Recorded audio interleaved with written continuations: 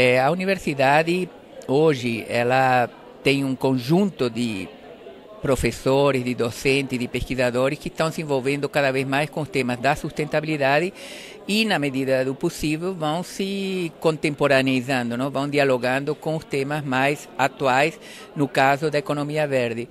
Hoje, através do próprio Instituto de Estudos Avançados, há uma discussão, uma elaboração de temas pelos docentes em torno da economia verde. De fato, assim como o resto das pessoas, a universidade também não tem muito claro o que é a economia verde. Não existem muitas ambiguidades, muitas dúvidas, mas de qualquer maneira se coloca como algo que a sociedade precisa enfrentar, é olhar os processos sociais e produtivos de uma maneira diferente, olhar desde uma perspectiva que implique maior racionalidade, implique maior inclusão social e implique principalmente uma mudança de hábitos, de práticas que também repercutam no sistema produtivo e na lógica de consumo. Boa tarde, Eduardo Werneck. Me chamo Eduardo Werneck, eu sou diretor de Educação e Sustentabilidade da Associação de Analistas e Profissionais de Investimento em Mercado de Capitais. E nós estamos aqui, nessa reunião do Rio Mais 20, atento a esse processo de transição para a economia verde, que consideramos como um processo irreversível, fundamental para o futuro, do meio ambiente, e da humanidade. E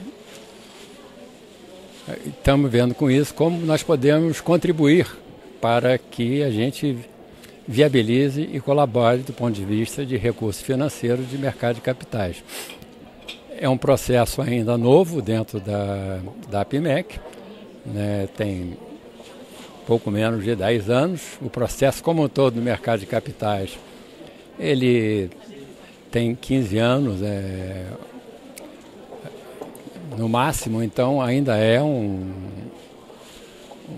período novo, ainda temos muito que aprender e evoluir, e o problema fundamental é um problema de compreensão do processo e de informações, de comunicação com o ambiente que está discutindo, E nesse intuito é que eu estou aqui para participar do processo, do Rio Mais 20, e ver como é que a gente pode integrar o processo de economia formal, melhor do que integrar, e a gente evoluir do processo de economia atual para um processo de economia verde, voltado para um processo de produção limpo, e com maior respeito ao meio ambiente.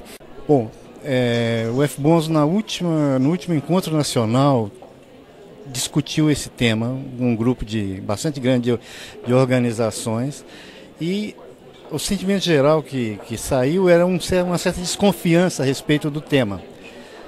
As pessoas não ficam com medo de que esse tema seja para enganar os verdadeiros problemas. É como se certos segmentos da sociedade quisessem pintar de verde até os malfeitos que eles estão fazendo. Então tem um problema de uma desconfiança.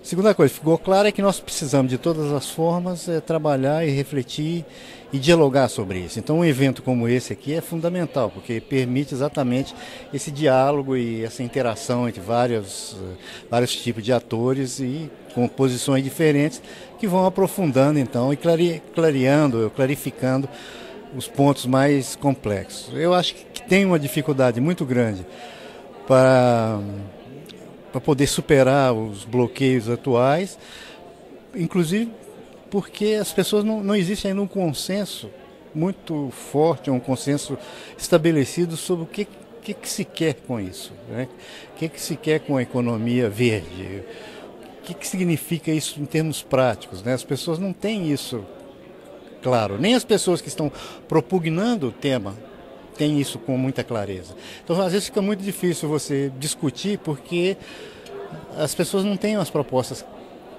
firmes a respeito. Não existe ainda uma robustez, um acúmulo suficiente para as pessoas dizerem olha, isso é economia verde e nós temos que caminhar nessa direção. Então está muito incipiente ainda o tema até para as próprias organizações e para os próprios especialistas no tema.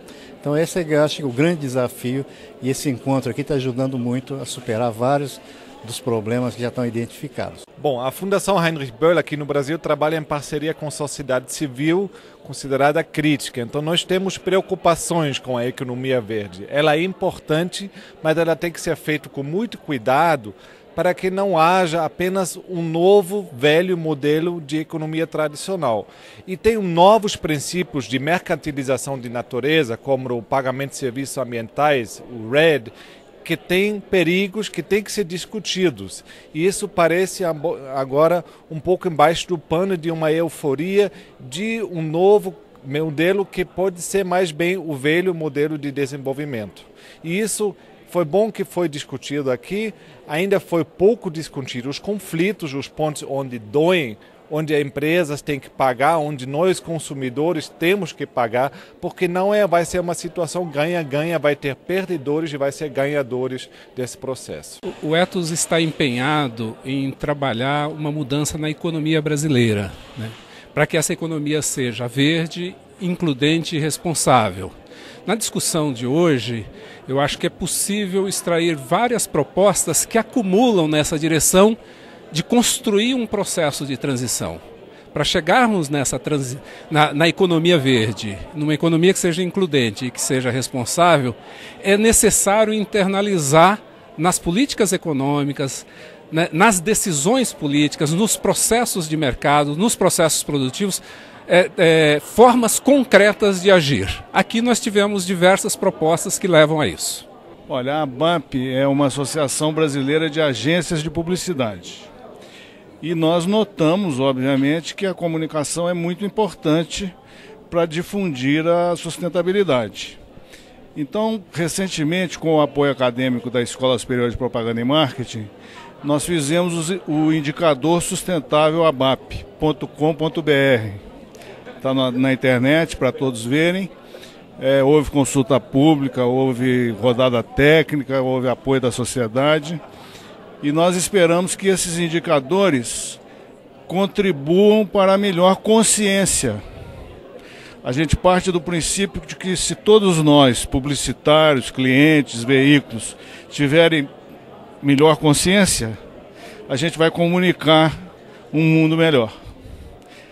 Eu acho que tem tudo a ver com o que eu vi aqui hoje, que são pessoas preocupadas com um mundo melhor, né? Então, o grande desafio para o Acatu é a gente poder falar com a massa da população brasileira. Ou seja, o Acatu existe há 10 anos, tem construído um referencial sobre como conscientizar a população, sobre como ter um consumo com um menor impacto socioambiental. E o grande desafio é como é que você mobiliza um grande número de pessoas, ou seja, como você populariza esse discurso. Então eu acho que a oportunidade da Rio+20 e a pauta da economia verde, ela tem muito a ver com a atitude do Acatu de procurar conscientizar, ou seja, abrir consciência na mente e nas atitudes das pessoas para atitudes diferenciadas perante o consumo, ou seja, parar para pensar, refletir sobre o seu consumo no seu cotidiano, entender as interrelações que o consumo tem, entender o processo da cadeia produtiva e o papel do consumidor dentro disso, entender que a gente tem uma responsabilidade nesse processo, que a mudança da minha atitude tem impacto na economia, tem impacto na sociedade, tem impacto no meio ambiente, que esse impacto ele é absolutamente responsável pelo futuro da humanidade no planeta, né? O planeta vai seguir existindo, mas nós no planeta podemos estar correndo riscos. Portanto, essa agenda da Rio+20, a agenda da economia verde, é uma grande oportunidade e é absolutamente necessário a gente conversar sobre o papel do consumo e da nossa consciência nesse processo. Bem, do ponto de vista do Vita Civis, uma instituição dedicada a promover o diálogo, a cidadania, a sustentabilidade, nós achamos que esse processo de discussão sobre economia é para trazer os atores, empresas, governos, sindicatos, movimentos sociais, ONGs, que querem dar um basta à atual situação de exploração, de degradação ambiental e social e dizer qual é o rumo que a economia deve ter para garantir justiça, equidade e democracia para todos dentro do marco da sustentabilidade ambiental. Então nós vemos esse processo com grande entusiasmo, porque nós estamos engrossando o caldo daqueles que querem transformar o mundo. Realizamos aqui nos últimos 2 dias, 17 e 18 de outubro, o 2º Seminário Nacional sobre Economia Verde, como parte dos diálogos nacionais rumo a Rio+20. E nesse caminho a gente acumulou uma carga de mais de 600 pessoas trabalhando e discutindo não só o que a gente gostaria que fosse, mas sim também as referências concretas para a gente poder compartilhar com a sociedade a maneira de avançar rumo a uma economia que não seja só verde ambientalmente, mas seja também responsável, inclusiva, que traga as pessoas para uma condição de maior igualdade, de maior felicidade, de uma vida que realmente nos leve para a sustentabilidade. Nesse caminho, a gente vê que tem desafios ainda no sentido de dar tração e da tangibilidade para aquilo que são as nossas propostas de transição.